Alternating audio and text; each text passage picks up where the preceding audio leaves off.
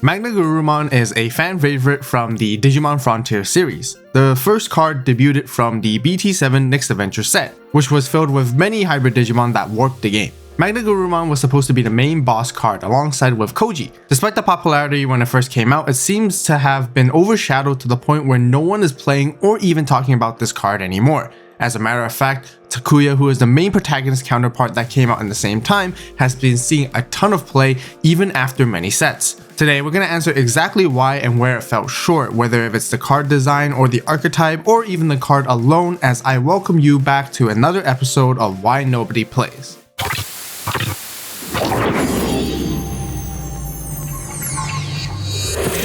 If you want to vote for future episodes just like this one, be sure to subscribe and keep a lookout on the community tab. This series is intended to critically analyze decks and archetypes that have a low play rate, including some of them that once used to be considered as the best deck during its prime. We'll take a look at what the cards do, its history, and talk about the issues of how it struggles to establish its win condition and identity in today's format, and also ways to improve it as well. MagnaGarurumon's first line of support was actually introduced in the form of ancientgarurumon with Lobomon in BT4 Great Legend. The set also include Garurumon, and they both introduced a game warping mechanic at the time where these cards can actually digivolve on top of a tamer and then attack. ancientgarurumon is relative to MagnaGarurumon as they can be considered to be the same archetype and within the similar Digivolution line. However, our main spotlight is MagnaGarurumon today in this video, more so as for ancientgarurumon, which has already quite a high play rate. Main cards within the archetype include Strabimon as the rookie, and it serves as its main searcher of the deck.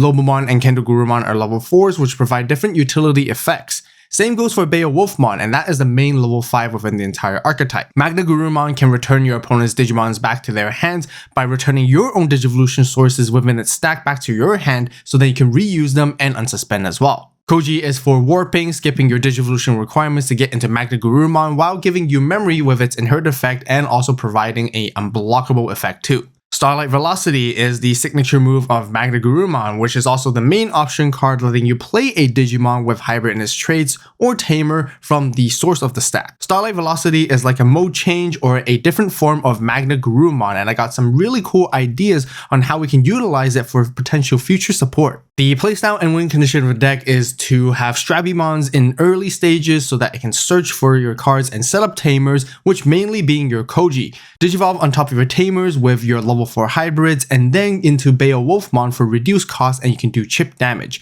Meanwhile, you can control the board with low-end removal bouncing effects as well. You can get into MagnaGarurumon either by continuing to digivolve up the stack that you establish, or save it for later once you've gathered enough hybrids in your hand so that you can warp straight from Koji. Once it's on the board, you want to attack as much as possible with its unsuspending effects, and the other offensive strategy is to have enough tamers and memory for you to go wide with hybrid attacks one at a time to finish games. Strategy is fairly straightforward and easy to understand. MagnaGarurumon saw a ton of play alongside with Koji when it first came out in the Japanese version of the card game, but it was soon overcame once players started to discover the lethal combo of Susanomon and Mega Digimon Fusion alongside with the Tommy build as the base instead. Tommy was also part of the Blue Hybrid line, but it has a completely different archetype and playstyle compared to MagnaGarurumon and Koji. Since both of them were blue, it is very easy to take out the best cards from both sides and put them together, creating what was infamously known as the actual blue hybrid deck. Bandai noticed how oppressive this build was and banned Mega Digimon Fusion. This decision was also to help future-proof the game from abusing the card.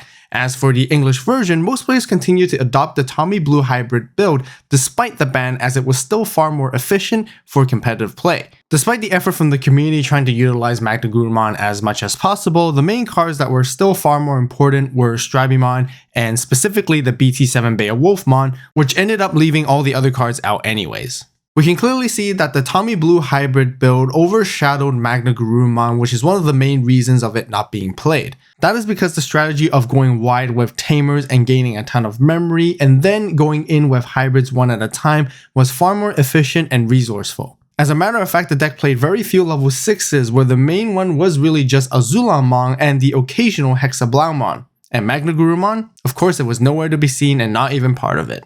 The design of Koji intended to provide an explosive turn, allowing you to warp into MagnaGarurumon, but it uses sources from your hand instead of the trash like Takuya. This becomes a problem and hindrance because players then will have to become selective with their resources on what they choose. Normally this wouldn't be an issue for blue decks since it has a lot of draw power, but that was nowhere to be seen in the MagnaGarurumon line at all. MagnaGarurumon has the effect that can recycle your hybrid cards from the stack back to your hand, which is a really cool mechanic and trivia that resembles how the armor comes off over the course of battle. But the question is, doesn't that defeat the purpose of building the stack to begin with? Because normally you want to have a bunch of inherited effects to support your boss Digimon to make it as strong as possible. The bouncing effect also comes with stipulation where you can only bounce the same level Digimon that you returned from the stack as well. Since level 6s are the main boss cards for many decks including yours and your opponent's, that means you must have at least 2 copies of MagnaGarurumon in your hand where you would tuck one of them in order to deal with the opponent's level 6s. Level 4s and level 5s don't seem to have the greatest synergy with the game plan because almost none of them provide great inherited effects when you go into MagnaGarurumon. Furthermore, there has been no direct support ever since BT7, and that was only the time where a MagnaGarurumon card was ever made. Like I mentioned at the beginning video, there is also AncientGarurumon, but they're just fundamentally not the same as they were not designed to work with each other's, because there are no effects that coordinate. I actually made an attempt and tried to put them together into a deck a long time ago, but that was during the BT9 format, and you can expect it not to be relevant in today's game at all either. BT12 got the AncientGarurumon line, but once again there is no synergy at all aside from Lanamon, which was the only solo card that was good that came out from it. It just resulted to be added into the Tommy Focus build just because it was a blue Digimon card and conveniently had a hybrid trait. Meanwhile, Takuya got another full line of support in BT12, which is still very relevant in the meta. But after all, BT12 was created to be a pro-tag focused set anyways. Perhaps it would be a really cool idea to see a set that focuses on the secondary main characters as well.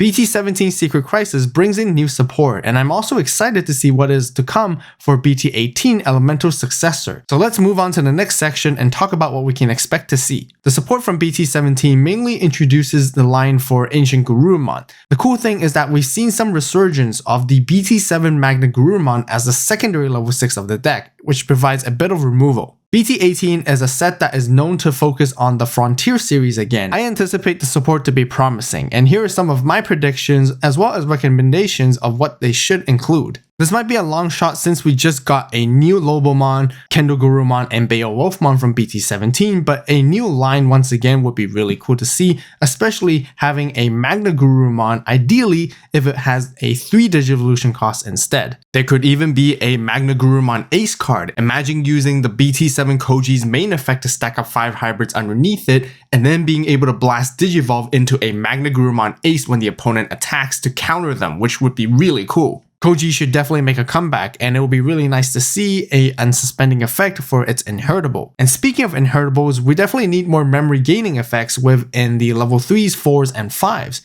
Beowulfmon could even have another unsuspending effect, which is commonly seen across level 5s. And I want to save the best idea for last. Since MagnaGarurumon's effect is similar to how it works in the show with its armor coming off, then we can expect to have a Starlight Velocity mode of it, which can either be digivolved on top to unsuspend to make another attack, or even return the MagnaGarurumon in play to hand so that you can then play the Starlight Velocity version, which has Rush and matches the fact on how it's supposed to be super fast. Otherwise, Starlight Velocity should definitely have a inherited effect which can synergize with the BT7 Koji so that when you're using it for warping, you can provide even greater value for MagnaGarurumon. If you haven't seen the last episode with 4 Great Dragons yet, then be sure to watch it right now. Don't forget to subscribe and turn on the notification bell for more new episodes of this series.